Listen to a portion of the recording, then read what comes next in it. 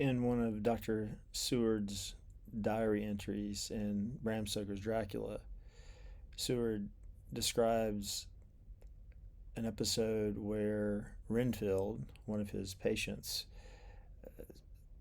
escapes from his room and gains access to a knife and cuts Seward around the wrist, and Seward spills blood on the floor from the wound, of course, and Renfield leaps down on his hands and knees and starts lapping up the blood like a dog.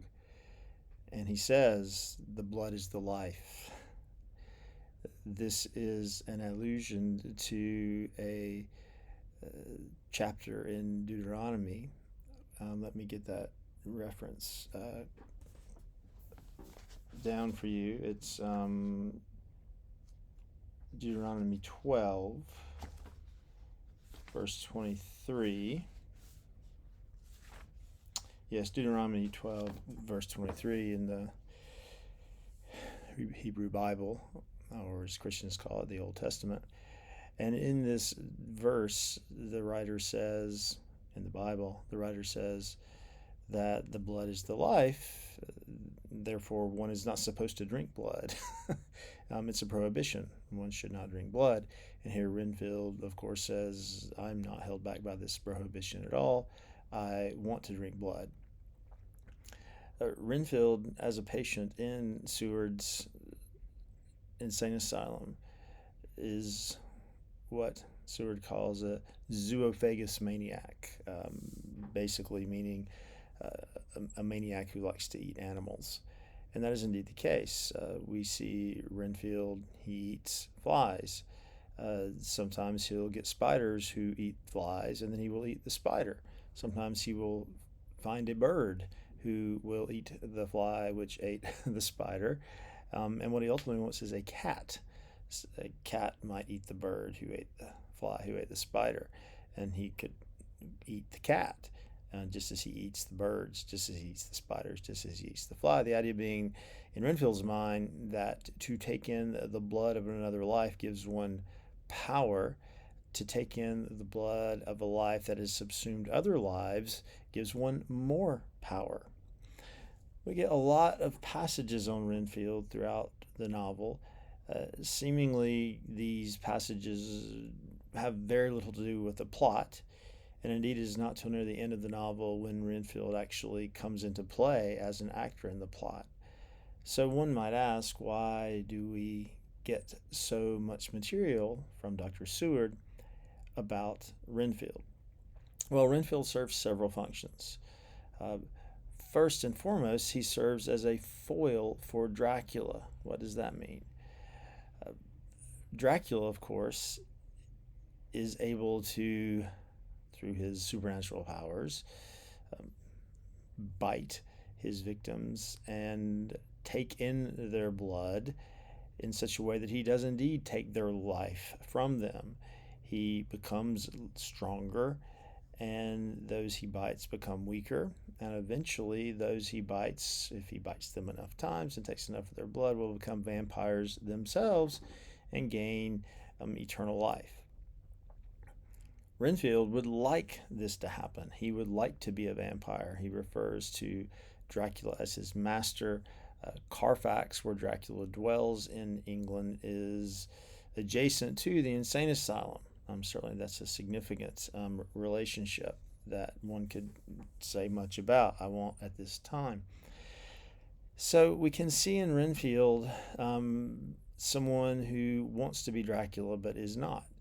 Dracula is an aristocrat with a long lineage of nobility in Transylvania. Renfield lacks that aristocratic tradition behind him.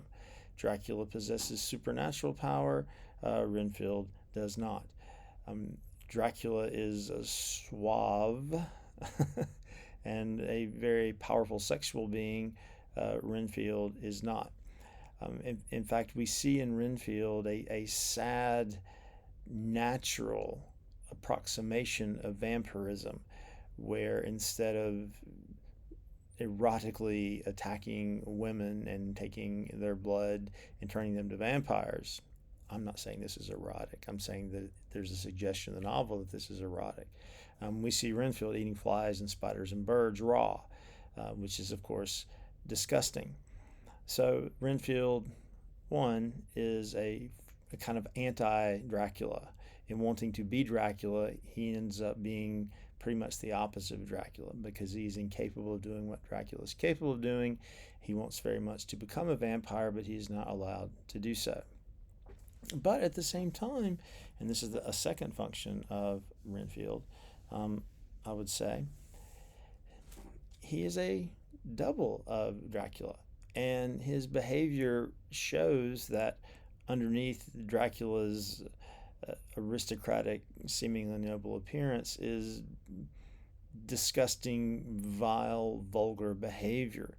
There's really very little difference, in a way, between eating a fly or eating a spider or eating a bird raw and sucking the blood of a person.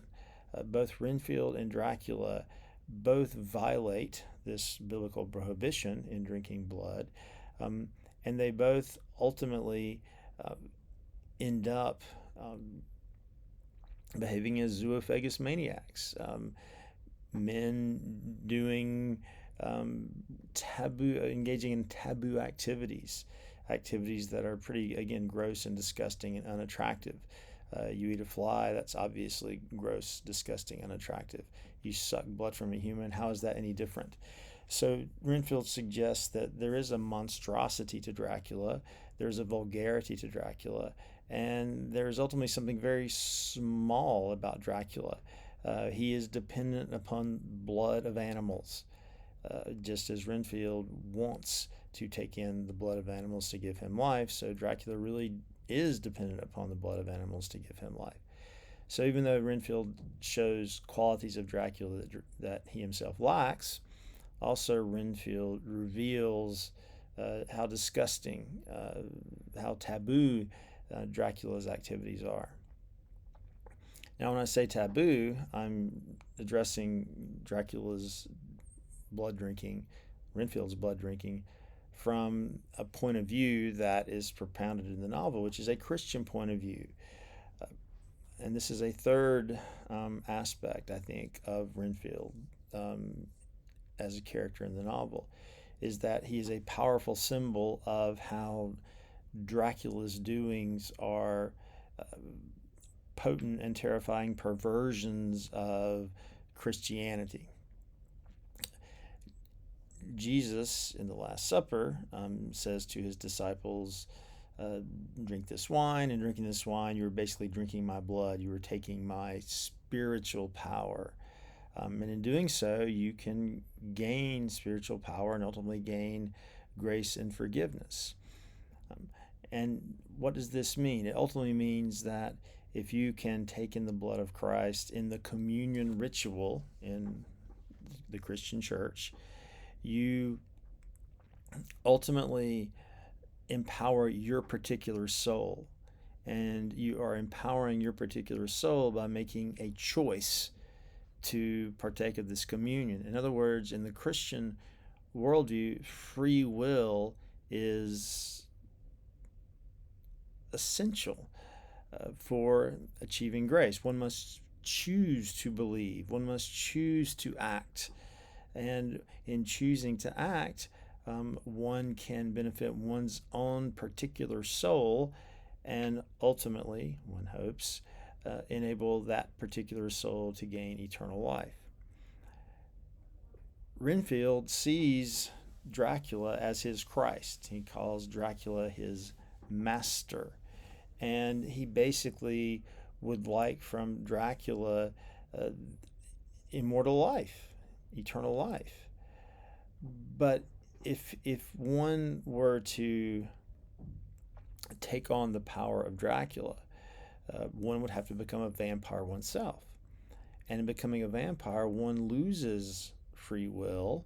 One is basically controlled entirely by Dracula. In addition, one is controlled entirely by the need to drink human blood. And not only that, in losing free will and becoming a vampire, one loses one's individuality because one, almost like a zombie, uh, becomes one of Dracula's many servants of the night. So the the relationship Renfield has with Dracula, or desires with Dracula, is the exact opposite of the relationship a Christian would want to have with Christ. So there again, Renfield serves as a kind of symbolic agent in the novel. So these are three characteristics of Renfield that I think help us understand not only the character of Dracula, but also why Dracula is so terrifying to the Van Helsings of the world. Renfield as foil for Dracula, Renfield as a double for Dracula, and Renfield is a powerful manifestation of Dracula's anti Christian powers. Now, near the end of the novel, when Renfield actually has contact with Mina, he will participate in the plot in significant ways. But for now, I think it's useful just to think about what Renfield means as a character less than what his actions as a character accomplish in terms of the plot.